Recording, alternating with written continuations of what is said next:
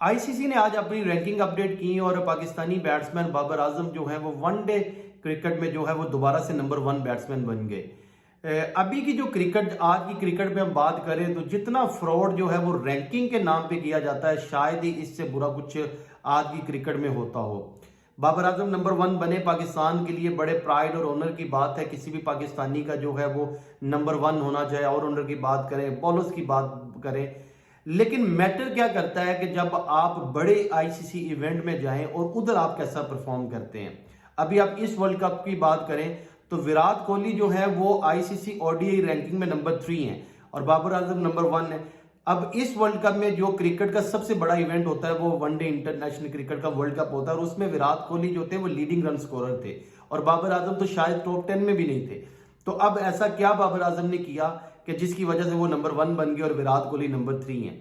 थोड़ा सा आपको बताती है कि रैंकिंग वर्क किस तरह से करती है कि अब विराट कोहली ने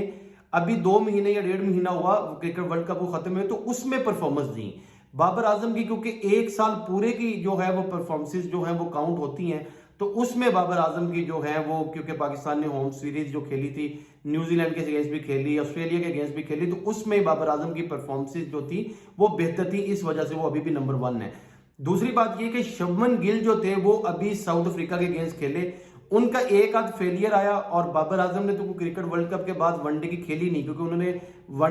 जो क्रिकेट वर्ल्ड कप के बाद एक टेस्ट मैच ही खेला जिसमें भी वो उन्होंने कोई ज्यादा रन्स नहीं किए। अब ये चीज जो है वो शुभमन गिल के अगेंस्ट गई कि वो क्योंकि खेल रहे थे और बाबर आजम जो थे वो खेल ही नहीं रहे थे और वो ना खेल के भी जो है वो इस रेस में आगे चले गए। अगर आप वैसे बात करें रैंकिंग जो होती है ओवरऑल प्लेयर्स की, अगर कोई प्लेयर बहुत अच्छा परफॉर्म कर रहा है, अगर वो वर्ल्ड नंबर 1 है, जैसे सईद अजमल एक टाइम पे वर्ल्ड नंबर 1 थे और उन पे बॉलिंग का बैन लगा और वो क्रिकेट से बाहर हो गए तो वो रैंकिंग से भी रिमूव हो गए। इसी तरह डेल स्टेन ने जब टेस्ट क्रिकेट से रिटायरमेंट ली तो वो नंबर 1 थे और जैसे ही उन्होंने रिटायरमेंट अनाउंस की तो उनको जो है वो रैंकिंग से भी निकाल दिया गया। तो बेसिकली रैंकिंग जो है वो प्लेयर्स की जो है प्रेजेंस को, कि करंट प्लेयर जो खेल रहा होता है उसकी उस पे बेस होती है, और दूसरा आपकी 1 साल की जो परफॉर्मेंस होती है ओवरऑल उसमें। अब इसमें जो मेन चीज होती है कि ये नहीं देखा जाता कि अगर किसी ने अवे सीरीज खेली है, अगर विराट कोहली या बाबर आजम ऑस्ट्रेलिया में जाके रन कर रहे हैं तो उसकी इंपॉर्टेंस ज्यादा होगी अगर वो अपनी होम कंडीशन में खेल रहे हैं। तो ये छोटी छोटी टेक्निकल चीजें बातें होती हैं जिसका जो है वो रैंकिंग से कंसर्न नहीं होता। किन कंडीशन में खेला है, आईसीसी का जो अपना इवेंट है उसमें किसी प्लेयर की क्या कारकर्दगी होती है, ये उन चीजों को इग्नोर करके जो आखिरी 1 साल की परफॉर्मेंस होती है उस पे सारी ये रैंकिंग जो होती है वो बेस होती है। तो ये मुझे लगता है कहीं ना कहीं जो है अगर ये मैटर करती है रैंकिंग, तो